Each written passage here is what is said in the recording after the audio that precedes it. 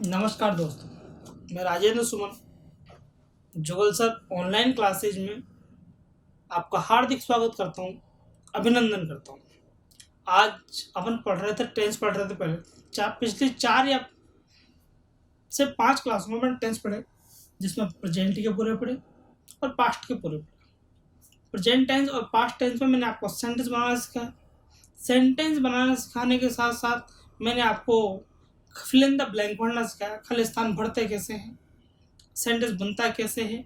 अब जब दोनों पढ़ लिए तब मैंने प्रेजेंट पास्ट, तो मैंने कुछ 2-4 सेंटेंस आपको एरर निकालने के बताए थे। 1-2 सेंटेंस और देखते हैं एरर निकालने के। 1-2 सेंटेंस एरर निकालने के देखने के बाद कुछ और देखेंगे कि आखिर एग्जाम में क्वेश्चन और भी कुछ बन सकता है क्या, और भी कोई तरीका होता है कि एग्जाम में क्वेश्चन आने का। तो देखते हैं, पहले एरर निकालने वाले 1-2 सेंटेंस देखते हैं। 2-4 अपन पहले देख चुके थे। जैसे सेंटेंस आया,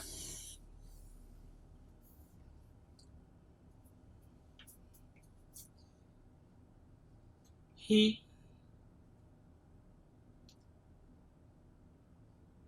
is teaching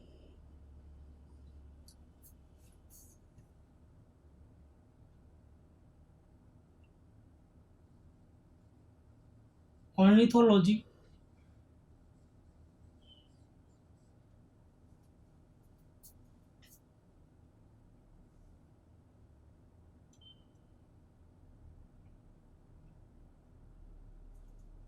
presently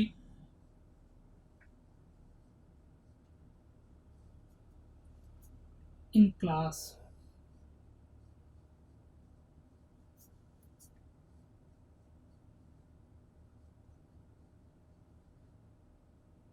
देखिए, अब क्वेश्चन इस तरह का आता है तो क्वेश्चन में करते क्या है, वो हर जगह आपको स्लैश लगा कर देगा।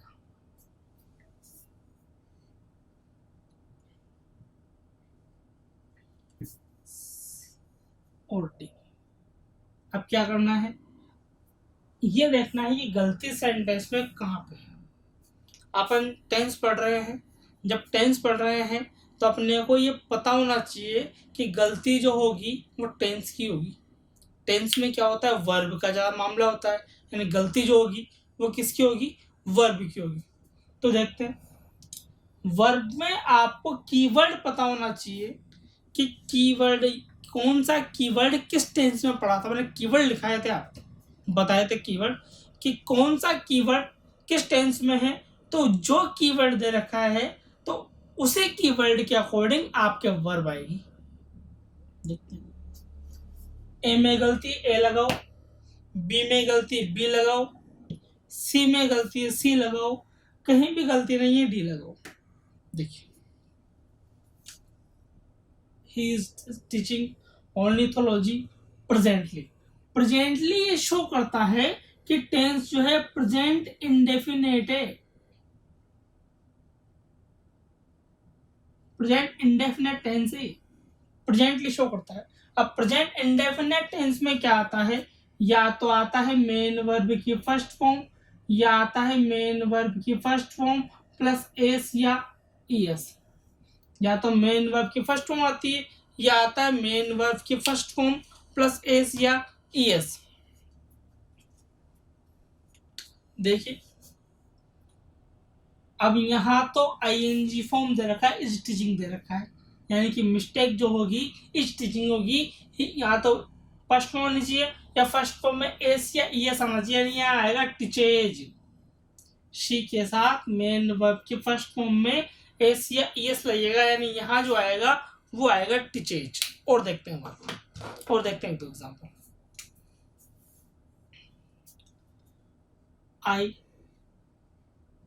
हैव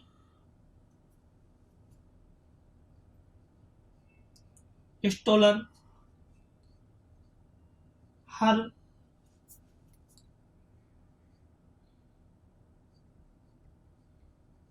reticule since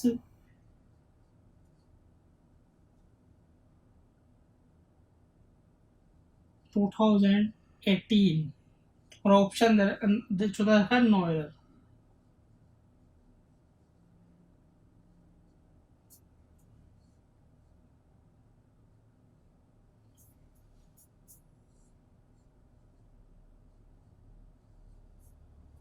देखिए क्या मिस्टेक हो सकती है, देखते हैं। बात किसकी करनी है अपने को, चलना किस पे अपने को चलना होता है कीवर्ड पर। तो जो कीवर्ड होता है उसी के अकॉर्डिंग क्या होता है, आपका वर्ब आती, उसके अकॉर्डिंग आपकी वर्ब आएगी। तो वर्ब यहाँ पर क्या आ सकती है इसकी बात करते हैं। तो वर्ब क्या आएगी, देखो सिंस के बाद टाइम दे रखा है, जब सिंस फॉर के बाद टाइम आता है तो वो होता है परफेक्ट, तो होता है perfect continuous tense. Perfect continuous tense होता है। परफेक्ट कंटिन्यूअस टेंस में क्या आता है, या तो आता है हेज, या आता है हेव, फिर आता है बीन, फिर आती है मेन वर्ब की फर्स्ट फॉर्म, और फिर आता है आईएनजी, ये आता है इसके बाद। यानी कि अपने यहाँ आना चाहिए, यहाँ आई के बाद हेव तो दे रखा है, लेकिन स्टोलन थर्ड फॉर्म में स्टोलन नहीं आएगा, यहाँ आएगा बीन स्टीलिंग, ये मिस्टेक होगी। इस तरह से अपन एरर निकालते हैं। कुछ क्वेश्चन अपन ने पिछली क्लास में किए थे, 2 क्वेश्चन आपने आज कर लिए। एक तरीका और है एग्जाम में क्वेश्चन आने का कि 10 से क्वेश्चन एग्जाम में और कैसे आ सकता है, उसको बोलते हैं रीअरेंजमेंट। देखिए बताता हूँ उसको, आप चाहें तो इसका स्क्रीनशॉट ले लीजिए। मेरे हिसाब से आपने स्क्रीनशॉट ले लिया होगा। आगे बढ़ते हैं।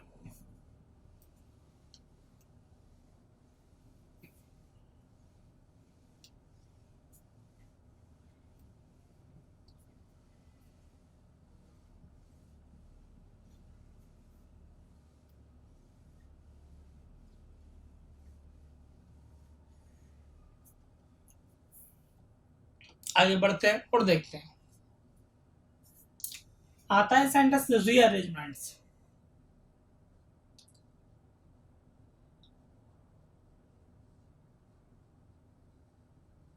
मतलब वो सेंटेंस देगा, सेंटेंस देकर या तो आपसे अरेंज करवाएगा।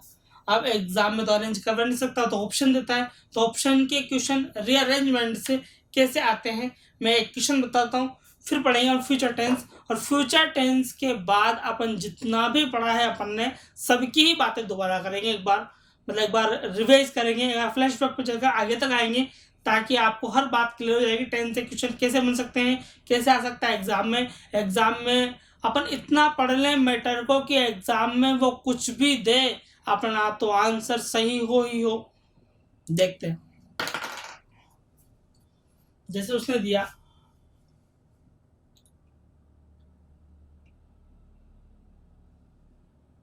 a lady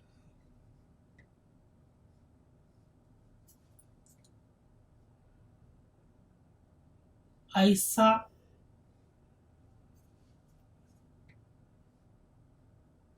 in market और ये कि yesterday।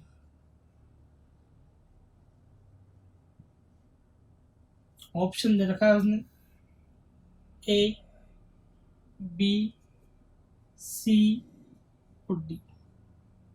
आपसे वो बोलेगा कि rearrange this sentence in sequence, मतलब इस सेंटेंस को क्या है सही क्रम में जमा के लिखो।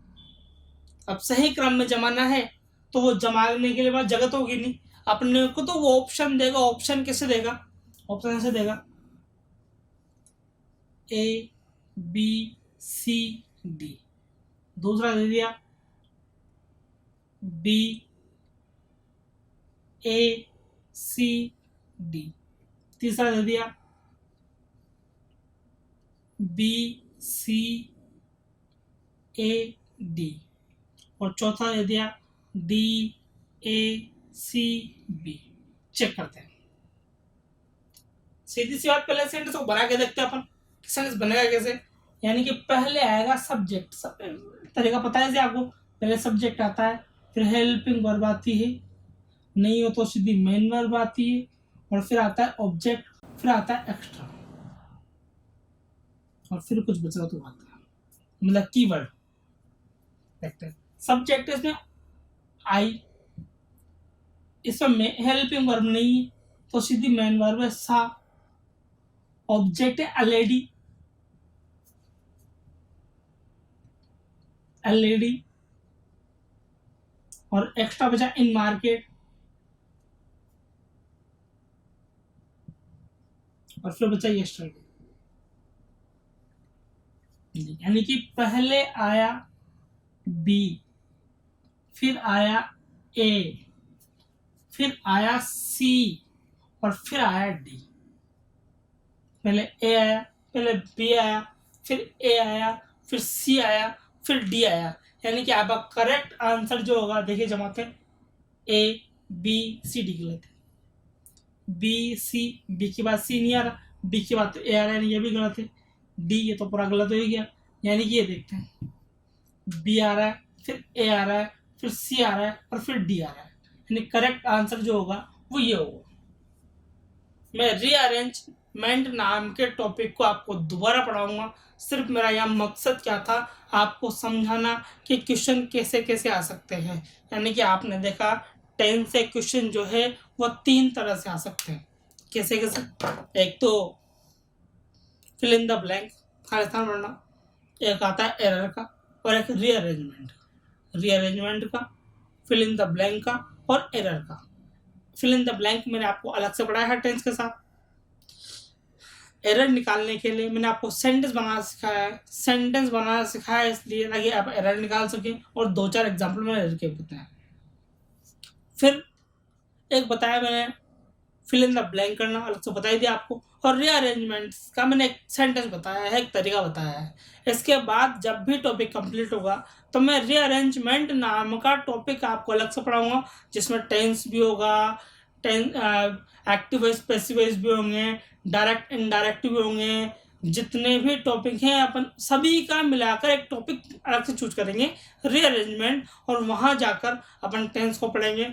लेकिन अब बात करते हैं फ्यूचर टेंस की, क्योंकि अपने फ्यूचर टेंस भी बचा हुआ है। चलिए, आप चाहे तो इसका स्क्रीनशॉट ले लीजिए एक बार।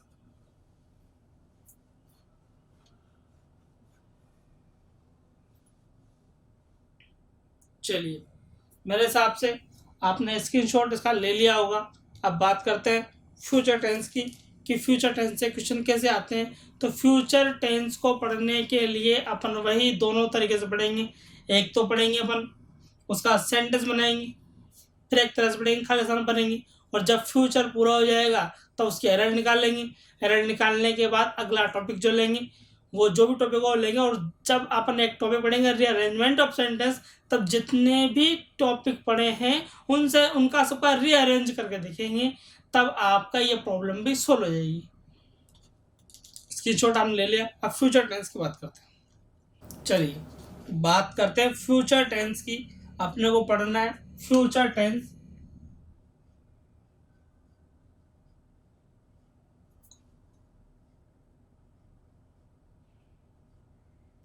अपने को पढ़ना है फ्यूचर टेंस, और फ्यूचर टेंस में सबसे पहला जो टेंस आता है वो आता है फ्यूचर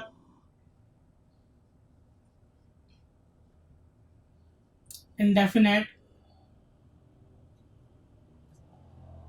फ्यूचर इंडेफिनेट टेंस।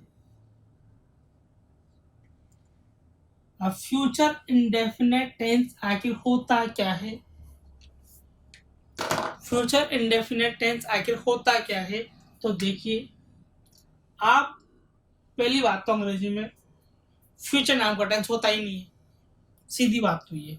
लेकिन अपन पढ़ रहे हैं तो मेरा कर्तव्य है कि मैं आपको टेंस पूरे पढ़ाऊं। आपने आपका पास्ट देखा है, यानी कि पास्ट टेंस होता है। आपने आपका प्रेजेंट देखा है, यानी कि प्रेजेंट भी होता है। आपने आपका फ्यूचर नहीं देखा, यानी कि फ्यूचर टेंस नहीं होता। अंग्रेजी में टेंस कितने होते हैं? प्रेजेंट और पास्ट दोनों तरह के। लेकिन फ्यूचर टेंस से भी क्वेश्चन आते हैं।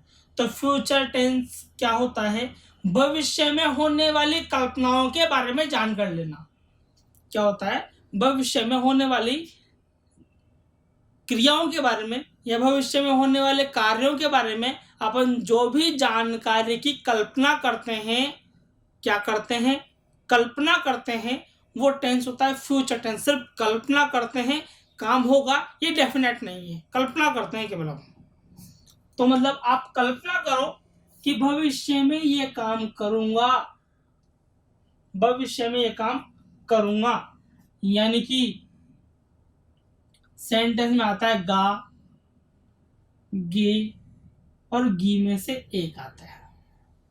हेल्पिंग वर्ब जो आती है वो आती है शेल और विल में से एक। अब शेल कब आता है, विल कब आता है, तो ये भी मैं आपको बता देता हूं। देखिए, अपन ने पढ़ा था कि आईवी के साथ शेल आता है, बाकी सभी के साथ विल आता है। पुरानी बुक्स में ऐसा लिखा हुआ है, लेकिन मॉडर्न इंग्लिश में according to model, modern English में according to models shall will का यूज अलग तरीके से होता है। कैसे होता है, अगर आपका इंटेंशन हो, क्या हो, अगर आपका इंटेंशन हो, इंटेंशन का मतलब होता है इरादा। अगर किसी भी काम को करने का आपका इंटेंशन हो यानी इरादा हो, तो आई और वी दोनों के साथ आता है शेल। बाकी जितने भी सब्जेक्ट है सभी, बाकी जितने भी सब्जेक्ट हैं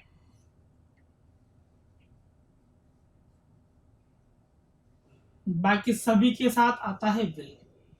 मतलब शेल जो आएगा वो आई वी के साथ आएगा, बाकी जितने भी हैं सभी के साथ विल आएगा। ऐसा तब होगा जब आप क्या करो, आपका क्या हो, किसी भी काम को करने का इंटेंशन हो, लेकिन किसी को थ्रीट देनी हो। थ्रीट का मतलब होता है धमकी,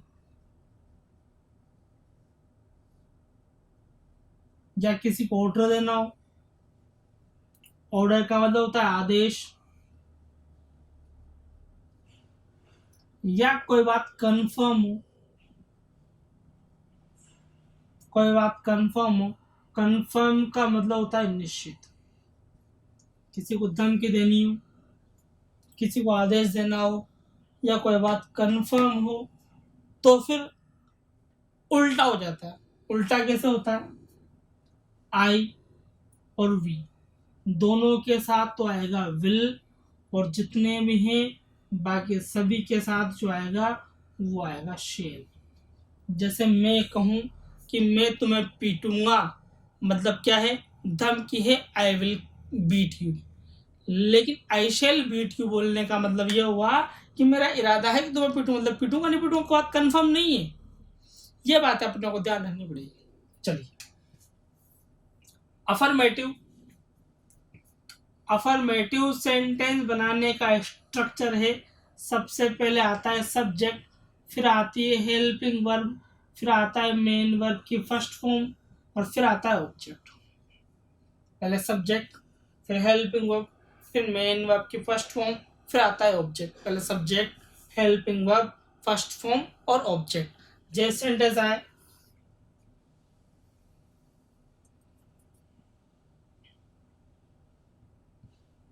मैं भारत का संविधान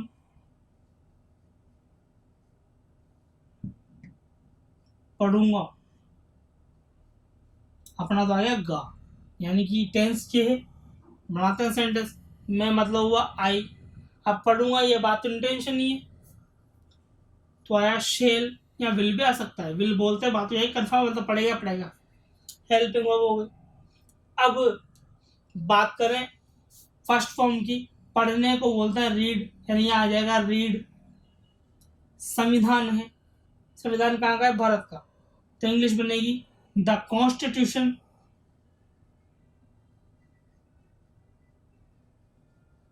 the constitution of India, the constitution of India, Bharat का संविधान। बात क्लियर। ये थी अफर्मेटिव सेंटेंस की।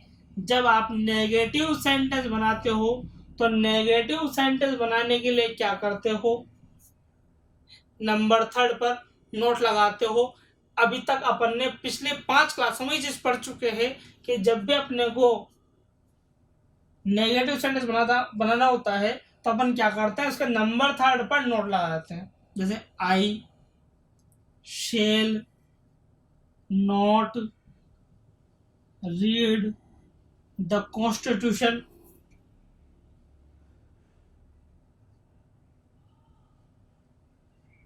The constitution of India.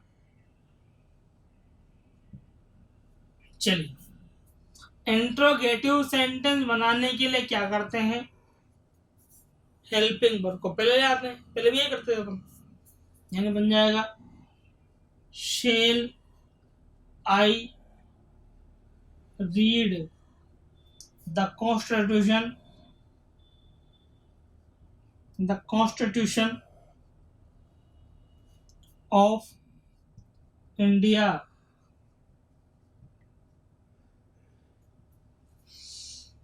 बात क्लियर, 3 बात आपको समझ में आ गई। अफर्मेटिव कैसे बनाया, नेगेटिव में नोट लगाया नंबर 3 पर। इंट्रोगेटिव सेंटेंस बनाने के लिए क्या किया अपन ने, हेल्पिंग वर्ब का यूज पहले कर लिया। मतलब नेगेटिव के लिए नंबर 3 पर नोट, इंट्रोगेटिव लगाने के लिए हेल्पिंग वर्ब पहले लगा ली। अगर इंट्रोगेटिव नेगेटिव सेंटेंस हो दोनों ही काम होंगे, हेल्पिंग वर्ब पहले भी आएगी और नंबर 3 पर नोट भी लगेगा। मतलब ये बन जाएगा shall I not read the constitution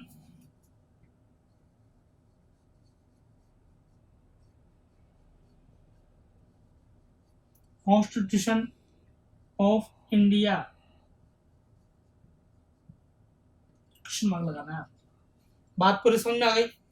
अपन इतना सेंटेंस बनाना पड़ा, शेल विल का यूज पड़ा। अब शेल विल का यूज करना तो यहाँ तो मैंने बताया छोटे से पार्ट में, लेकिन शेल विल यानी कि मॉडल्स का यूज करना, मैं अलग से टॉपिक लूंगा मॉडल्स, तब आपको शेल विल का यूज करना पूरा बताऊंगा। अभी अपन ने ये चीज़ें पढ़ी, एक बार आप इसका स्क्रीनशॉट ले लें, सेंटेंस बनाना सीख लेंगे। आपको पता है कि सेंटेंस का बनाना सीखना सिर्फ अपने क्या काम आएगा, अपने काम आएगा एरर फाइंडिंग के लिए। और एक और टॉपिक मैंने कहा था, रीअरेंजमेंट ऑफ सेंटेंस। रीअरेंजमेंट तो वही करता है जिसको सेंटेंस बनाने का अरेंज पता हो। अरेंज कब पता होगा, जब वो टेंस पढ़ेगा मतलब स्ट्रक्चर आपको पता हो कि टेंस बनाते कैसे हैं, सेंटेंस बनाते कैसे हैं। जब आपको पता होगा तब आप आराम से एरर निकालना सीख सकते हो अभी, और आप सेंटेंस को रीअरेंज भी कर सकते हो, सिस्टम से जमा भी सकते हो। आप स्क्रीनशॉट ले लीजिए। आप पढ़ते हैं अपन सेंटेंस को फिल इन द ब्लैंक कैसे करते हैं, खाली स्थान को भरते कैसे हैं।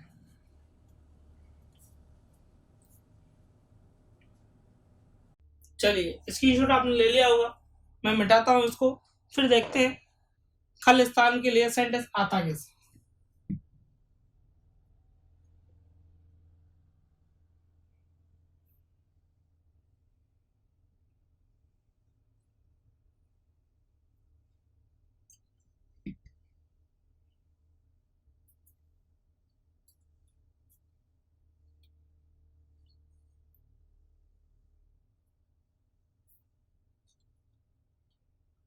चलिए,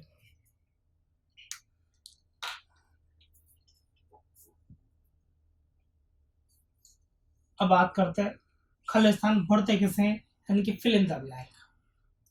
फिल इन द ब्लैंक।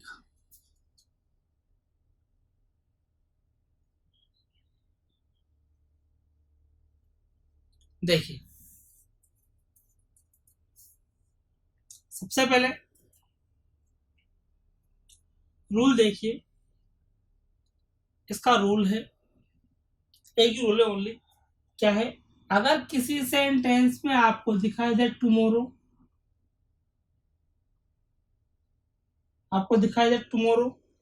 या दिखाई दे आपको नेक्स्ट प्लस टाइम, या तो अकेला टुमारो हो या फिर हो नेक्स्ट प्लस टाइम, या तो अकेला टुमारो हो या हो नेक्स्ट प्लस टाइम, इन दोनों में से एक दिखाई दे तो आप समझ जाइए कि अपने को क्या है, कल स्थान में क्या बढ़ना है, फ्यूचर टेंस बढ़ना है, फ्यूचर इंडेफिनेट टेंस, क्योंकि दोनों कीवर्ड उसी के हैं। तो क्या आएगा, या तो आएगा शेल, या आएगा विल, फिर आएगी वर्ब की फर्स्ट फॉर्म, जैसे आ जाए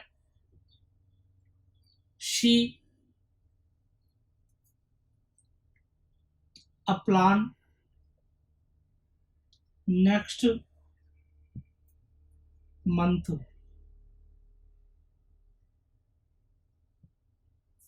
वर्ब दे रखिए इसमें थिंक, दूसरी वर्ब दे रखिए थॉट, तीसरी वर्ब दे रखिए शेल थिंक, और चौथी वर्ब दे रखिए विल थिंक। सर देखिए, नेक्स्ट के बाद टाइम आ गया, जब नेक्स्ट के बाद टाइम आ गया है तो सीधी सीधी बात, ना फर्स्ट फॉर्म आएगी ना सेकंड फॉर्म आएगी, शेल विल के साथ फर्स्ट फॉर्म आएगी, यानी कि दोनों तो पहले खत्म होगा। देखिए, अब शी के साथ शेल नहीं आता, ये भी गया। शी के साथ तो केवल क्या आता है, विल आता है, यानी कि आएगा विल थिंक। मेरे हिसाब से आपको स्ट्रक्चर समझ में आ गया होगा, स्ट्रक्चर का आप सेंटेंस बनाना समझ में आ गया, आपको खाली स्थान बनना समझ में आ गया। आप चाहे तो एक क्वेश्चन और देख लेते हैं, जैसे आ गया रमा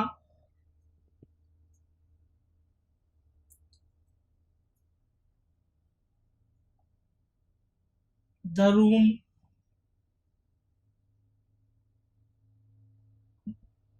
टुमारो।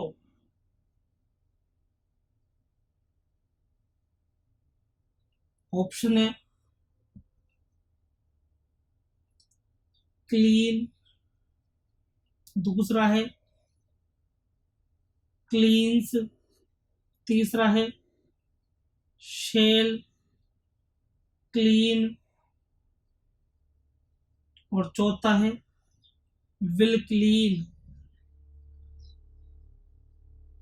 देखिए, अब बात करें, टुमारो लिखा हुआ है, जब टुमारो लिखा हुआ है तो आप ये समझ गए कि सेंटेंस में जो है वो फर्स्ट फॉर्म भी नहीं आएगी, सेकंड फॉर्म भी नहीं आएगी, फर्स्ट फॉर्म में एस या एस भी नहीं आएगा, हेज हैव भी नहीं आएगा, सीधा क्या आएगा, शेल विल के बाद फर्स्ट फॉर्म आएगी, यानी कि दोनों तो पहले ही फिनिश हो गए, बचे ये दोनों। रमा तो सिंगुलर है, मतलब रमा आई भी नहीं है, आई भी नहीं है तो शेल नहीं आएगा, सीधा सीधा क्या आ जाएगा, विल क्लीन।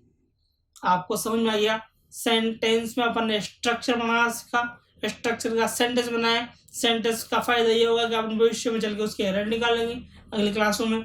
और आपने खाली स्थान भरना सीखा, खाली स्थान भरने से आप समझ गए कि किस तरह के क्वेश्चन इसमें आ सकते हैं। आप एक बार स्क्रीनशॉट ले लीजिए। अब बात करते हैं अगले टेंस की, ठीक है, अगले टेंस की बात करते हैं, स्क्रीनशॉट ले लीजिए एक बार आप।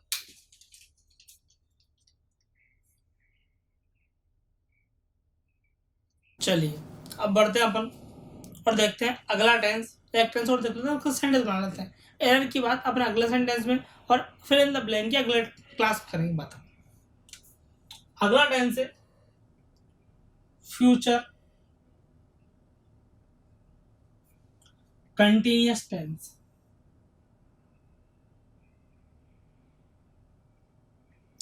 मैं आपको बता चुका हूं कि टेंस प्रेजेंट पास्ट होता है, फ्यूचर की सिर्फ क्या करते हैं, कल्पना करते हैं, और कल्पना करने के लिए अपन दो मॉडल शेल और विल का यूज करते हैं। मैं बता चुका हूं अभी आपको कि शेल कब आएगा, विल कब आएगा। फ्यूचर कंटिन्यूस की बात करते हैं, कंटिन्यूस में आपने प्रेजेंट कंटिन्यूस पढ़ा था, पास्ट कंटिन्यूस पढ़ा था, दोनों कंटिन्यूस टेंस में आपने ये पढ़ा था कि हमेशा जब भी कोई काम रेगुलरिटी में चलता रहता है, जब आप बोलते हो, जब आप बोल रहे हो तब वो काम अगर लगातार चल रहा है तो वो कंटिन्यूअस टेंस होता है। जब पढ़ चुके हो आप तो देखिए क्या होगा, भविष्य में कोई काम लगातार चल रहा होगा, भविष्य में कोई काम लगातार चल रहा होगा तो वो होगा फ्यूचर कंटिन्यूअस टेंस, यानी कि सीधी सी बात रहा होगा आएगा, रहा होगा आएगा। अब रहा होगा आएगा तो इसमें क्या होगा, हेल्पिंग वर्ब जो आएगी वह हेल्पिंग वर्ब या तो आएगी शेल या आएगी विल। ठीक। अफर्मेटिव सेंटेंस बनाने का स्ट्रक्चर है, आप जानते ही हो कि शेल कब आता है, विल कब आता है, बताने की जरूरत अब नहीं है। इस अफर्मेटिव सेंटेंस बनाने का स्ट्रक्चर है, सबसे पहले आता है शेल, सबसे पहले आता है सब्जेक्ट, फिर आती है हेल्पिंग वर्ब यानी कि शेल विल में से, फिर लगाना है बी, बी के बाद लिखना है मेन वर्ब की फर्स्ट फॉर्म, और फर्स्ट फॉर्म में लगाना है आईएनजी, बाद में आएगा ऑब्जेक्ट, पहले सब्जेक्ट फिर हेल्पिंग वर्ब फिर बी लगाना है, फिर मेन वर्ब की फर्स्ट फॉर्म लिखनी है, फर्स्ट फॉर्म के साथ आपको लगाना है आईएनजी और बाद में लिखना है ऑब्जेक्ट। इससे फ्यूचर कंटिन्यूअस टेंस बन जाएगा। एक बार देखते हैं, जैसे आया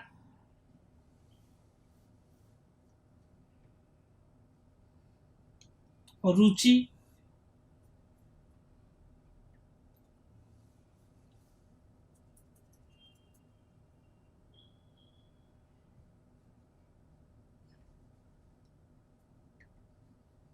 विज्ञान के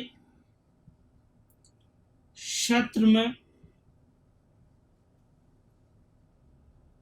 कार्य कर रही होगी। देखिए रुचि सब्जेक्ट है यानी कि रुचि आई रुचि, अब रुचि आई भी नहीं है तो रुचि के साथ विल आएगा, विल लिख दिया। अब विल के साथ क्या लगाना है, विल के साथ लगाना है बी यानी कि बी। अब इसके बाद फर्स्ट फॉर्म, फर्स्ट फॉर्म है काम करना, काम करने को बोलते हैं वर्क, वर्क में लगाना है आपको आईएनजी वर्किंग, ऑब्जेक्ट आपके है ही नहीं, विज्ञान के क्षेत्र में दे रखा है एक्स्ट्रा मेटा, विज्ञान के क्षेत्र में यानी in the field of, in the field of science, in the field of science.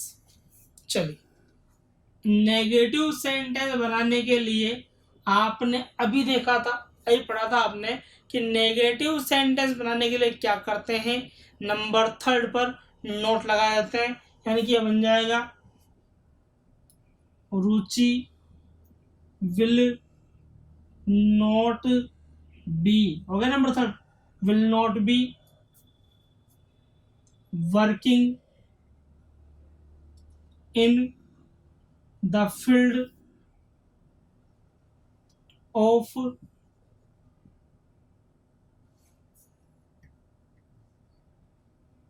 Science. Negative समझ में आ गया। इंट्रोगेटिव बनाने के लिए क्या करते हैं, इंट्रोगेटिव बनाने के लिए अपन हेल्पिंग वर्ब को पहले लेके आते हैं, यानी हेल्पिंग वर्ब क्या है, will, Ruchi, be working, will Ruchi be working in the field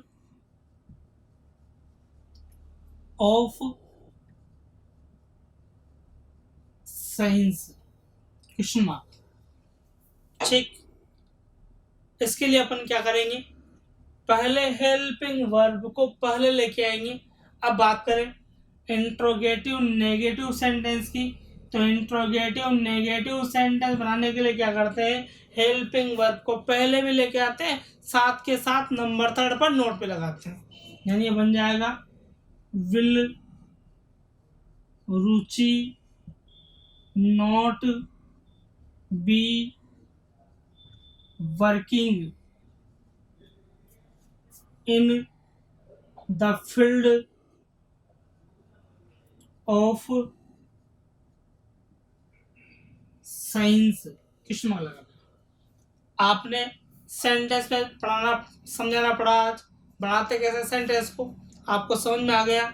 अपन ने आज पढ़ा प्रेजेंट और पास्ट टेंस की एरर निकालना, साथ में रीअरेंज सेंटेंस को करते कैसे हैं, एक क्वेश्चन कंफर्म आना है। फिर उसके बाद फ्यूचर के 2 टेंस पढ़े। फ्यूचर के टेंस पढ़े अपन ने प्रेजेंट, फ्यूचर इंडेफिनेट और फ्यूचर कंटिन्यूअस। ये टेंस अपन पढ़ क्यों रहे हैं, ये टेंस अपन इसलिए पढ़ रहे हैं ताकि अपने को कम से कम सेंटेंस इसलिए बना रहे हैं ताकि कम से कम अपने को एरर निकालना पता लग जाए। साथ में मैं आपको इसका फिल इन द ब्लैंक समझा रहा हूँ। इसका फिल इन द ब्लैंक जो शुरू करेंगे अपन अगली क्लास में। आज के लिए थैंक यू। जितना हो सके उतना आप इस चैनल को सब्सक्राइब करें, इस वीडियो को लाइक करें और लगातार अपने स्टडी को जारी रखें। Thank you.